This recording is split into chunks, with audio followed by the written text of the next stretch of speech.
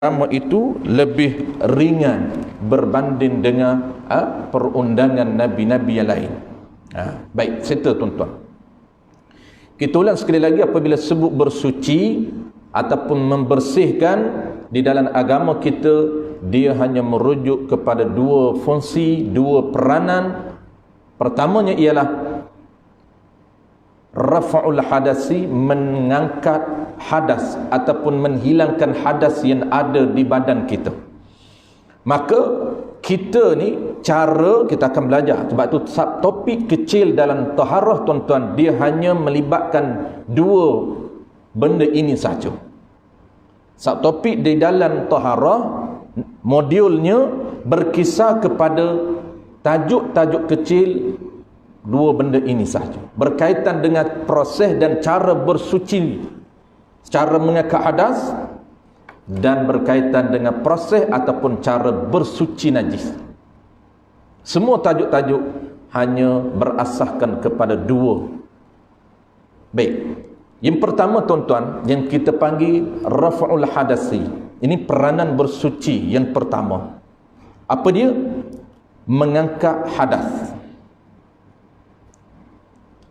Yang tadi menghilang najis, simple saja ayat dia, mengangkat hadas, menghilangkan najis. Tetapi walaupun simple dia punya ayat, pecahannya banyak. Baik, apa dia tuan-tuan pecahan dia? Yang pertama tuan-tuan, mengangkat hadas. Mengangkat hadas ini, hadas di dalam syariat Nabi kita hanya ada dua. Apa dia tuan-tuan? Pertama ialah hadas kecil, yang keduanya ialah hadas besar. Pertama hadas kecil, yang kedua hadas besar. Hadas kecil ni apa tuan-tuan? Hadas kecil kita panggil orang yang berada dalam hadas kecil. Bahasa kita orang Melayu dia panggil apa? Dia panggil orang yang tidak ada wuduk. Orang yang berada dalam hadas kecil, dia berada di dalam kotoran. Sekejap lagi tuan-tuan saya akan beri makna kepada tuan-tuan supaya tuan-tuan clear. Hadas, najis, dan satu lagi ialah kotoran, mustaqzar. Tiga benda basic ini sangat penting tuan-tuan dalam agama kita. InsyaAllah kalau tuan-tuan faham tiga kategori ini, terungkai segala isu di dalam fiqh berkaitan dengan bab bersuci. Dia simple saja. Sebab tu saya hanya bawa kepada tuan-tuan perkara-perkara basic. Sebab perkara basic inilah menentukan kekuatan kepahaman tuan-tuan berkaitan dengan fiqh ataupun agama. Kalau tuan-tuan kurang clear isu basic, menyebabkan isu-isu besar, isu tinggi, tuan-tuan tak mampu untuk jelas dan faham. Sebab dia punya basic kita tak mantap dan tak clear. Tak boleh beza di antara najis, di antara hadas, di antara kotoran. Dan apabila kita tak boleh beza, kita tak tahu statusnya apa dia.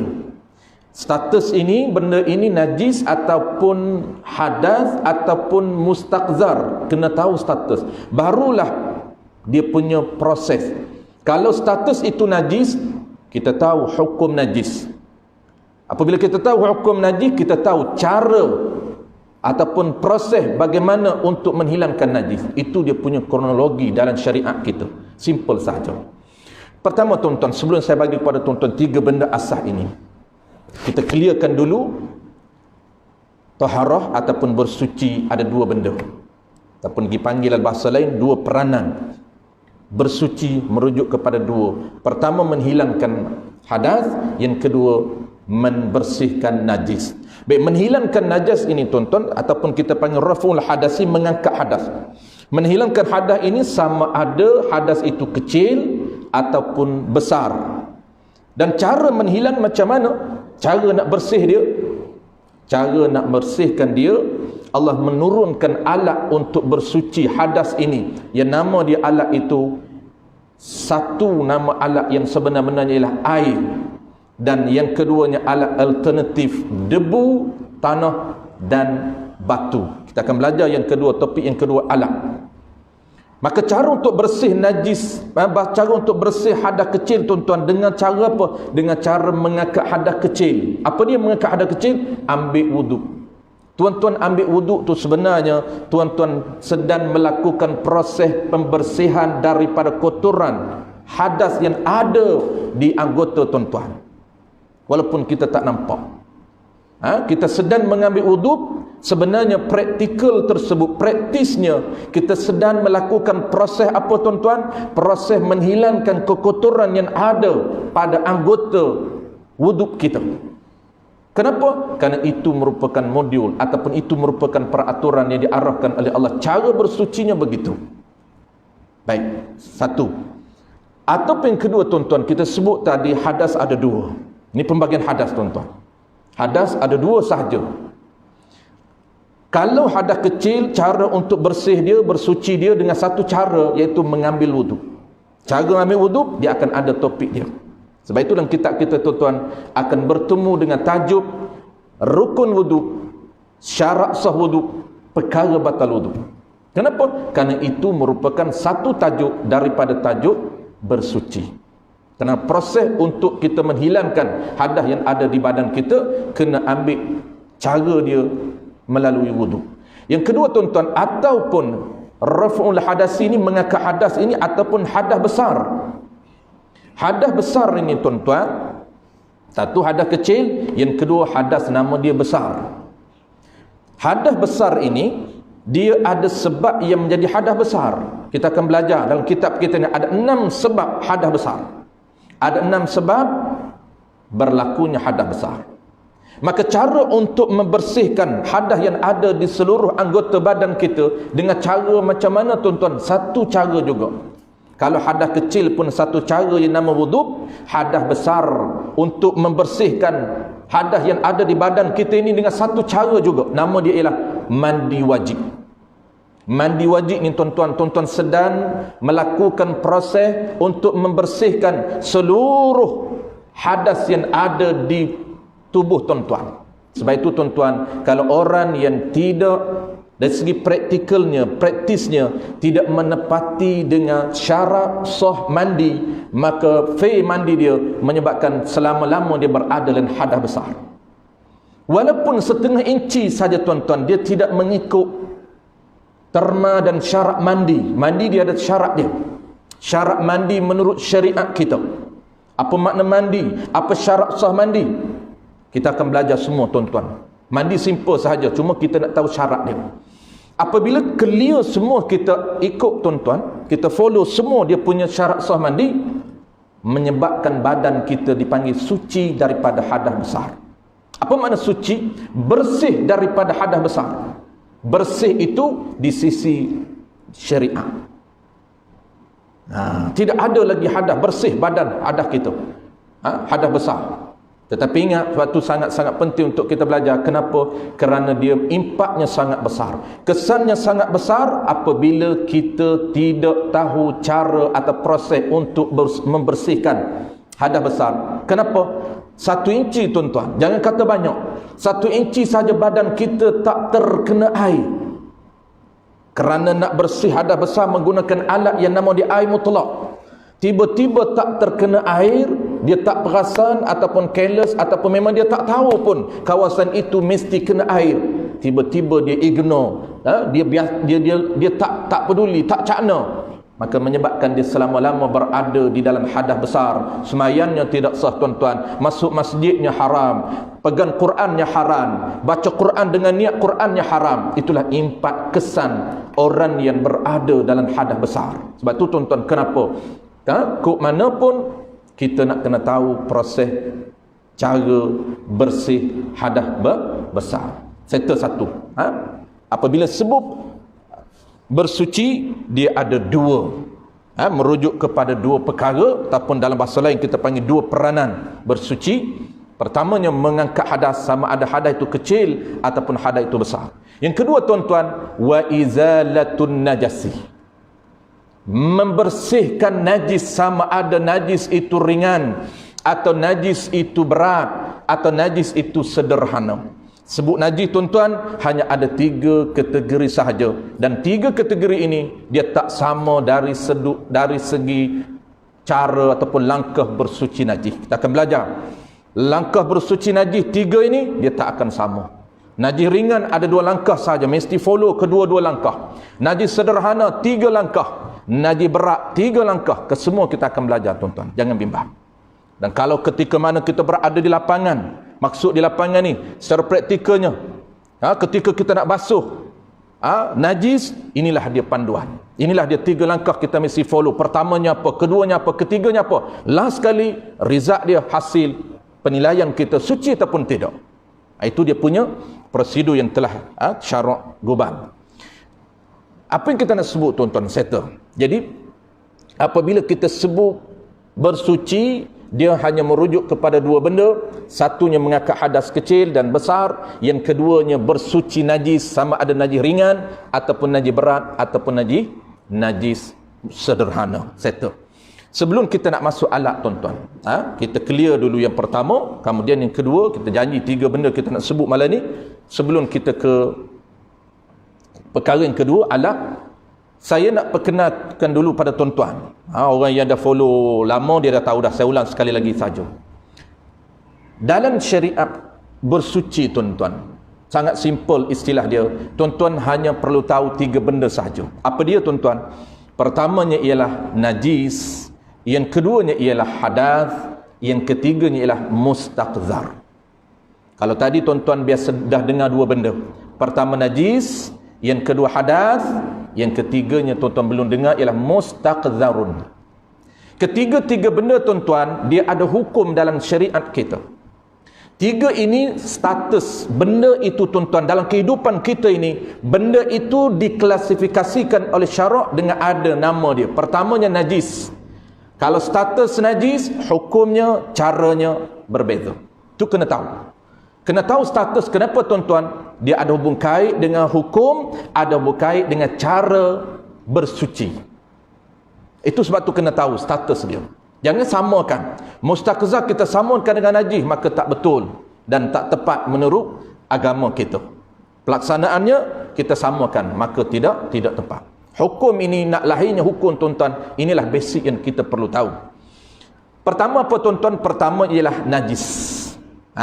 Pertamanya ialah najis. Yang kedua hadas, yang ketiga mustaqzarun. Kalau najis ini tuan-tuan, najis dan hadas dihukum sama. Hukumnya sama. Apa hukum dia? Kalaulah najis, tak kira 3 najis, dan hadas tak kira sama ada hadas kecil ataupun hadas besar, hukumnya sama. Apa hukum dia? Hukum dia, kalau ada hadas dan ada najis ini, dia menegah daripada sah ibadat kita. Ibadat kita tidak akan sah. Bukan batal tuan-tuan, dia panggil tak sah. Kita salat dan kerana hadas-hadas Allahu Akbar, ada apa? Ada kecil. Kenapa? Kerana proses mengambil wuduk tidak menepati dengan perundangan syariat kita. Ada tempat yang wajib basuh, tiba-tiba dia tak terbasuh. Sunat kita tak kisah, dia ada border wajib, ada border sunat yang kita akan belajar di dalam bab cara mengambil wuduk. Kena tahu mana kawasan wajib basuh, mana kawasan sunat basuh, mana kawasan afdal basuh. Ada 3 level pahala. Setiap kali tuan-tuan buat, jangan bimbang tuan-tuan, tak rugi, bahkan untun berganda kalau tuan-tuan tahu ilmu ini. Inilah kita panggil minded fiqh, minded ini ilmu untuk jana pahala. Tuan-tuan pilih untuk pahala yang mana? Ada 3 level: pahala wajib, pahala sunat, pahala afdal. Basuh peringkat afdal, ke semua tuan-tuan tapau pahala wajib dapat, pahala sunat dapat, pahala afdal confirm dapat. Kenapa? Kerana kita pilih sempadan basuh itu 3. Kita basuh sempadan wajib, kita basuh kawasan yang sunat, dan kawasan yang afdal juga kita basuh. Maknanya 3 level pahala kita dapat. Tapi nak dapat 3 level pahala itu tuan-tuan, bukan kebetulan, kita kena tahu. Kita kena tahu, bukan makna kita dah basuh 10 tahun dulu. Rupanya level ini yang aku basuh 10 tahun dulu level afdal. Maknanya aku dapat untung lah 10 tahun dah aku buat. Kita tak tahu pun yang kita basuh itu level afdal, maka tidak akan diberi pahala afdal, hanya dapat pahala wajib saja. Baik, settle tuan-tuan. Apa dia najis? Najis ni tuan-tuan, makna najis. Apabila kita kata najis dan agama kita, apa makna dia? Contoh najis biar dulu, kita akan belajar contoh najis, tahiknya, nanahnya. Kategori najis tu biar dulu. Umumnya najis, kita nak bagi pengenalan kepada tuan-tuan sebut najis, maka dalam minda kita apa dia? Adapun contoh najis, darah, nanah, air bisa dan sebagainya, itu biar dulu. Itu kita akan bahas dalam tajuk najis. Najis ni tuan-tuan dipanggil apa? Dia panggil kotoran yang dapat dikesan dengan panca indera.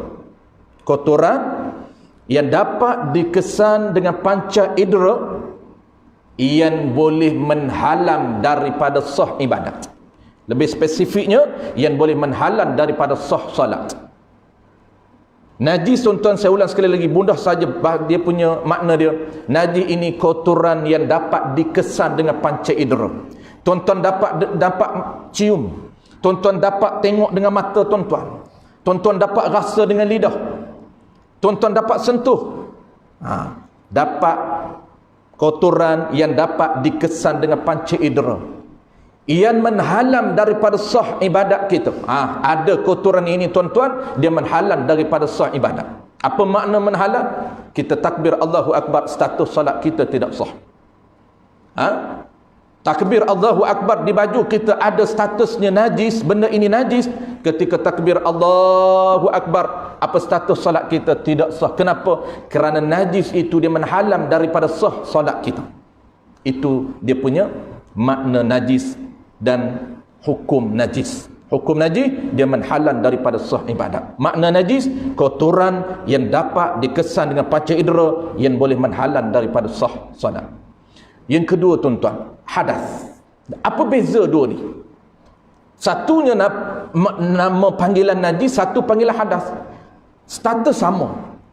Sama-sama menghalang ibadat kita. Kalaulah ketika takbir Allahu Akbar, wuduk tidak ada tuan-tuan. Makna wuduk tidak ada, dia mengambil wuduk tetapi tak sempurna. Ataupun memang dia terlupa ambil wuduk. Memang daripada rumah lagi dia tak ada wuduk, sampai ke sini dia terlupa. Dia ingat rumah dia ambil dah, biasa duk ambil rumah. Anak-anak PKP ni tak dibenarkan ambil di surau, memang kena ambil di rumah, SOP dia. Dia ingat biasanya ambil di rumah. Tiba-tiba takbir Allahu Akbar, rakaat pertama dia ingat tuan-tuan, dia terlupa ambil. Maka tidak sah. Jangan teruskan. Kena balik rumah ambil wuduk. Ataupun dia ambil wuduk, tetapi wuduk yang dia ambil itu ada kawasan yang wajib tidak dibasuh. Walaupun bertahun-tahun dia ambil wuduk cara itu tuan-tuan, di sisi syariatnya tidak sah. Sebab itu sangat penting untuk kita tahu dia punya etika, bagaimana cara untuk mengambil wuduk. Maka Allahu Akbar tak sah. Sama status. Apa makna tuan-tuan? Makna hadas. Hadas ini tuan-tuan, kotoran. Lebih kurang makna sama, sedikit saja beza.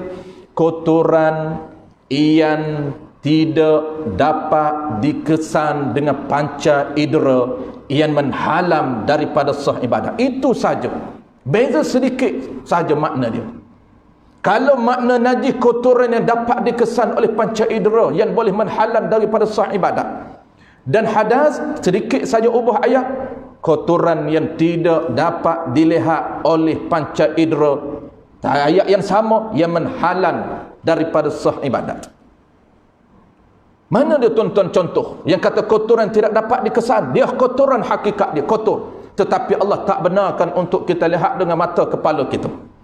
Hakikat tuan-tuan, contoh kita ambil contoh. Hadas ni ada dua, hadas kecil dan hadas besar. Hadas kecil ni tuan-tuan, orang yang tidak ada wuduk, kotoran dia berada di mana? Adakah seluruh badan? Tidak. Kotoran dia hanya ada pada 4 tempat sahaja menurut pendapat mu'tamad mazhab kita al-Imam Syafi'i. Kotoran ini kalau Allah buka mata kita, kita dapat melihat pada 4 tempat sahaja pada badan kita. Hadas kecil. Mana dia? Kotoran akan berada di muka. Kotoran akan berada di muka. Kotoran akan berada di tangan hingga siku. 4 tempat itu tuan-tuan, kalau tuan-tuan belajar bab wuduk, nama dia anggota wajib wuduk. Fardu wuduk ada 4, tambah 2 itu sunat. Telinga sunat dibasuh. Koma sunat. Ini yang wajib. Mana wuduk yang wajib basuh? Kenapa wajib basuh? Kerana wajib basuh kawasan itu ialah kawasan yang ada kotoran, tetapi kotorannya tidak mampu dilihat dengan panca indera. Tak mampu kita dengar, tak mampu kita cium, tak mampu kita melihat dengan mata kita, tak mampu kita sentuh dengan deria sentuhan. Yang ketiga, tuan-tuan, dia ada di kepala kita. Yang keempat, dia ada di kaki kita. Kotoran itu ada di kaki kita. Sebab itulah dalam mazhab kita, tuan-tuan, 4 anggota ini wajib dibasuh. Kenapa? Kerana 4 tempat ini kotoran yang tidak dapat dilihat. Hakikat kotoran ini ada. Inilah beza panggilan hadas dengan najis. Hadas itu hakikat kotoran yang ada di anggota kita, cuma kita tak mampu lihat. Kalaulah Allah nak bagi, boleh tidak? Ya, boleh. Cara dia, Allah buka penglihatan normal kita menjadi penglihatan luar biasa. Biasanya, tuan-tuan, orang kebiasaannya mata kita tidak mampu melihat orang yang tak ada wuduk. Tuan-tuan tengok saya, muka saya samanya, ada wuduk pun gelap, tak ada wuduk pun gelap. Sepatutnya kalaulah muka orang tak ada wuduk, dia akan nampak gelap walaupun dia putih. Patah lagi macam saya ni, memang dah gelap dah, tak ada wuduk lagi nampak gelap. Tapi tuan-tuan tak nampak. Kenapa? Kerana itu dipanggil pandangan yang biasa, pandangan yang adi. Kalau Allah buka kasyaf, tuan-tuan, buka kasyaf ni maknanya Allah singkat kasyaf. Apa makna singkat kasyaf? Kasyaf tu singkatan. Makna Allah buka kuasa penglihat yang ada pada mata kita menjadi pandangan yang lebih tajam, sehingga kita nampak warna gelapnya, warna kotoran yang ada di muka orang yang tidak ada wuduk. Ini biasanya para wali Allah dia nampak, tuan-tuan. Selalu saya sebut, antara karamah Imam Ahmad bin Hanbal, murid kepada Imam Muna Syafi'i, murid dia nama dia Imam Ahmad bin Hanbal, mazhab itu murid dia. Mazhab Imam Ahmad, dia ada 4 mazhab yang mu'tabar. Mazhab yang terakhir itu, tuan-tuan, murid kepada imam kita. Murid dia ni, dia boleh nampak ketika mana orang yang mengambil wuduk jatuh gugurnya air basuhan yang pertama. Kita akan belajar basuhan ada 3. Basuhan yang pertama itu gugurnya air yang berwarna hitam. Imam Ahmad boleh nampak. Setiap kali apabila dia melihat orang ambil wuduk, basuh muka, air pertamanya warna hitam. Basuh tangan, air pertamanya warna hitam. Kenapa? Kerana itulah dia gugurnya kotoran yang berada di muka kita. Sebab itulah Imam Ahmad bin Hanbal ini di dalam bab air dia berbeza sedikit dengan gurunya. Allah bagi nampak air pertama itu warnanya hitam.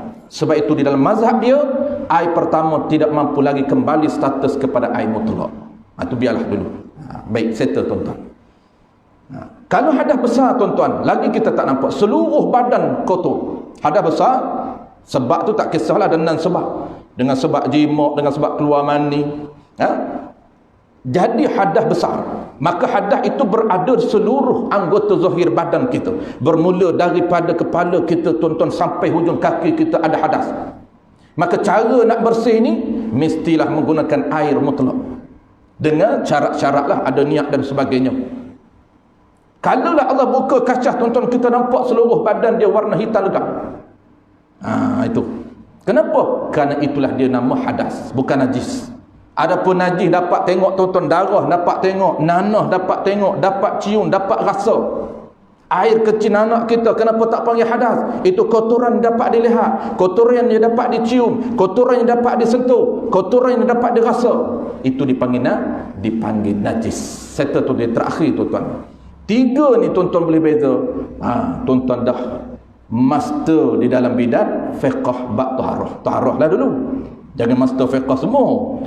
Jadi orang dulu, tuan-tuan, master dia ni dia kira oral. Maksud orang dia kira lisan. Dia tak ada assignment. Orang belajar dulu, tuan-tuan. Orang belajar dulu, dia ada kitab, ada modul. Dia tak ada balik lepas kelas, balik kena buat assignment. Tak ada. Tetapi praktikal, kami di pondok dulu, praktikalnya tok guru akan tanya, dia nak test kita punya kepahaman ini level mana. Sebab tu dia lama, tapi kita tak buat cara tu lah. Kita nak ekspreskan tuan-tuan.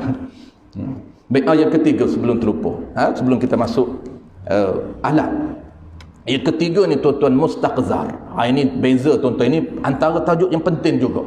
Sebab tuan-tuan jangan terkeliru dengan najis. Apa dia mustaqzar tuan-tuan? Mustaqzar sama dengan najis. Kotoran yang dapat dikesan dengan panca indera, tetapi beza di belakang saja. Dia tidak menghalang daripada sah sembahyang. Itu saja beza dia.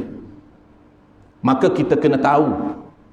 Makna dibeza sedikit saja, cuma kita kena tahu dia punya contoh. Kita ulang sekali lagi tuan-tuan, mustaqzar ni kotoran yang dapat dikesan dengan panca indera. Cuma ayat di belakang, dia tidak menghalang daripada sah sembahyang. Kalau ada mustaqzar, sah sembahyang. Apa dia mustaqzar ni tuan-tuan? Mustaqzar ni insya-Allah saya akan sebut secara detail akan datang. Cuma saya sebut umum dulu. Mustaqzar ni kotoran yang ada di badan kita. Di badan manusia biasa ini tuan-tuan, selain daripada Nabi, kita hanya ada 2 benda sahaja, tak campur 3, tak campur hadas. Orang biasa selain daripada Nabi tuan-tuan, dia ada 2 benda. Tidak ada sedikit pun kemuliaan di atas badan orang biasa seperti kita. Kenapa? Kita ada yang pertamanya najis. Di badan kita ini tuan-tuan, keluarnya pertamanya najis. Yang keduanya apa tuan-tuan? Yang keduanya mustaqzar. Hadas kita tak sebut. Tetapi Nabi, dia tidak ada 2-2 pada badan Nabi. Ini spesialnya Allah jadikan Nabi kita. Nabi ni dia sebab tu statusnya sangat mulia.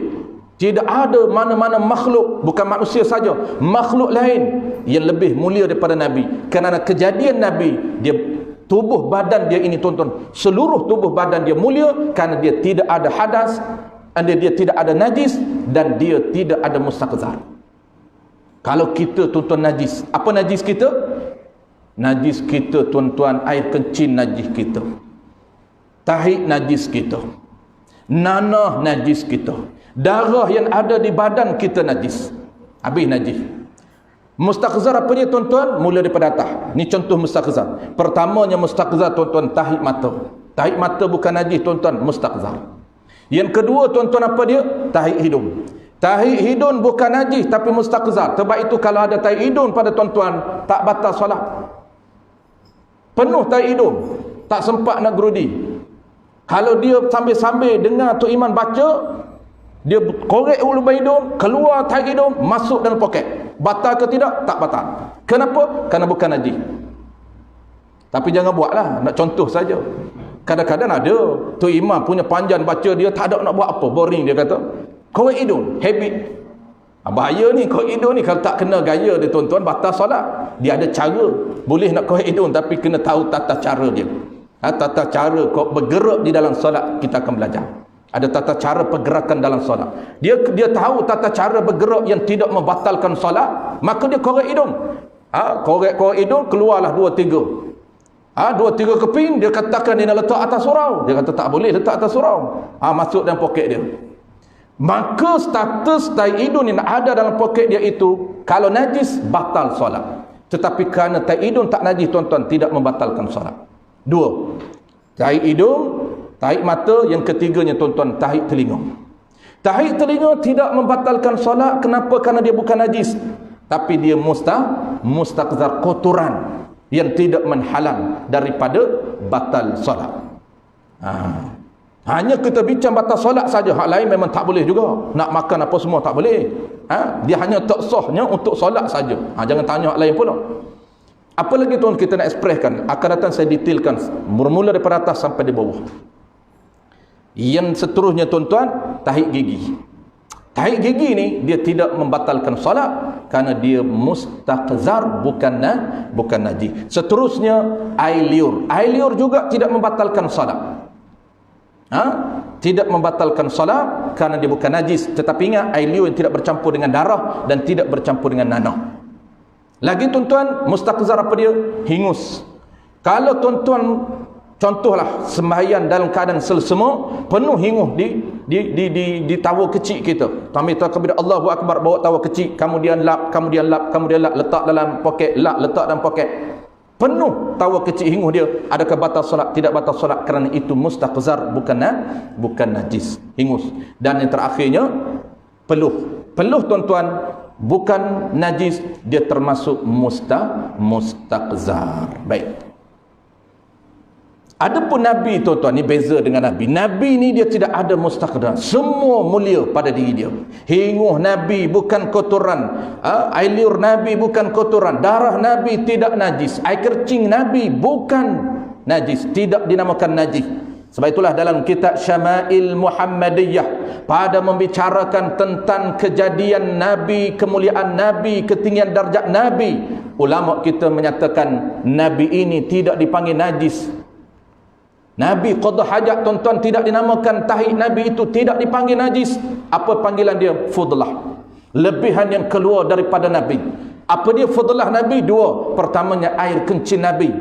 Yang keduanya apa dia tuan-tuan? Yang keduanya ialah tahi sebut saja, tapi dia tak nama tahi, nama dia fudlah.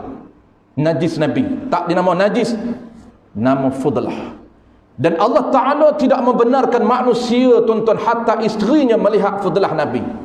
Sahabat Nabi tidak akan dibenarkan oleh Allah lihat. Apatah sahabat Nabi, isteri Nabi Sayyidatina Aisyah radhiyallahu anha pun tak mampu melihat najis Nabi ataupun fudlah Nabi, air kecil Nabi. Kenapa? Allah arahkan tanah akan menelan fudlah Nabi untuk apa dia? Untuk menyelamatkan daripada pandangan manusia biasa. Inilah status kemuliaan Nabi. Nabi ni apabila dia qada hajat tuan-tuan tengok dalam sirah Nabawiyah, dalam kitab Syama'il Muhammadiyah, bagaimana ulama cerita pokok kurma. Ini karamah Nabi. Dulu bukan ada tandah tuan-tuan. Nabi berjalan di tengah padang pasir, bukan ada RNR, bukan ada tandah. Tanah bergerak pun tidak ada. Maka bagaimana Nabi qada hajat? Nabi akan arahkan Nabi tundukkan pokok-pokok kurma yang akan berjalan menutup Nabi, jadi seperti tandah, tidak ada pandangan boleh melihat ketika Nabi qada. Dan selepas daripada pokok kurma kembali balik ke posisi asal, maka tidak ada sedikit pun kesan pada tanah padang pasir. Kenapa? Kata ulama, Allah mengarahkan tanah untuk menelan fudlah Nabi. Dan lainnya semua tuan-tuan, air liur Nabi bukan mustaqzar. Sebab itu darah Nabi tak batal. Darah Nabi bukan najis. Sebab itu berebut darah Nabi para sahabat. Tuan-tuan biasa dengar baca bagaimana berebut di medan perang. Orang pakak nak ambil darah Nabi, para sahabat nak darah Nabi. Sehingga ada sahabat yang berjaya telan darah Nabi. Kenapa? Karena Nabi mengatakan, sesiapa yang ada juzub aku dalam dirinya, maka haram ke atas api neraka menjilat dirinya. Orang yang di dalamnya ada air liur Nabi, di dalam dirinya ada darah Nabi, maka Nabi janji akan haram ke atas api neraka untuk membakar jasad-jasad yang ada unsur Nabi. Baik. Settle tuan-tuan. Topik yang ketiga kita sambung bulan depan. Kita cerita tadi ada 3 yang kita nak sebut, 3 topik. InsyaAllah topik ketiga kita sambung bulan depan, minggu depan. Kita laskan topik yang kedua, kerana topik kedua dia umum saja. Apa dia? Alat bersuci. Kita nak sebut saja. Nak detail bulan depan dalam topik yang ketiga. Topik ketiga ni dia panggil kategori air di dalam syariat. Baru kita nak mengenal air dalam syariat. Yang kedua ni tuan-tuan, kita nak sebut saja apa dia? Dia panggil alat bersuci dalam syariat. Alat bersuci dalam syariat ni tuan-tuan, hanya ada satu alat sahaja yang hakiki, yang alternatifnya ada 2. Ketiga-tiga ini kita akan belajar. Dan praktikal, tuan-tuan balik praktikal lepas belajar insya-Allah. Pertama apa tuan-tuan? Pertama dia panggil alat yang Allah turunkan. Ini berbeza dengan syariat Nabi lain. Nabi lain tuan-tuan, Allah tak turunkan alat yang nama dia air untuk bersuci. Tidak ada. Nabi Musa alaihi salam keras, rigid, ekstrim cara untuk bersuci. Bukan menggunakan air. Tapi cara Nabi kita sangat mudah, sangat simple, kerana rahmat Nabi kita. Allah menurunkan alat untuk bersuci ni, pertamanya air. Yang kedua tuan-tuan, alternatif ada 2 saja. Apa dia? Kalaulah tidak ada air, maka barulah pengganti kepada air. Allah benarkan, tetapi dia panggil bukan alat sebenar. Bukan alat sebenar. Alat sebenar-benarnya yang boleh menghilangkan najis, yang boleh menghilangkan najis, yang boleh membersihkan hadas yang ada di badan kita, hanya satu, iaitu air. Pengganti dia apa tuan-tuan? Pertamanya ialah debu tanah. Kita akan belajar tayamum. Sebab tu dia akan ajar dua benda. Pertama dia akan ajar wudu, yang kedua dia akan ajar cara tayamum. Cara tayamum tuan-tuan, prosedurnya berbeza dengan mazhab lain. Jangan terkeliru. Kadang-kadang kita belajar di sekolah itu mazhab Hanafi. Dalam kurikulum bersepadu KBSM dulunya. Sekarang ni saya tak tahulah. Kalau dulunya zaman saya dulu, pendidikan Islam, ada pendidikan Al-Quran dan Sunnah, tingkatan 3, tingkatan 4, tingkatan 5. Modulnya mereka mencampurkan dengan mazhab Hanafi, walaupun di dalamnya tidak menyatakan mazhab Hanafi, kerana kita tahu prosedur kita mazhab Syafi'i.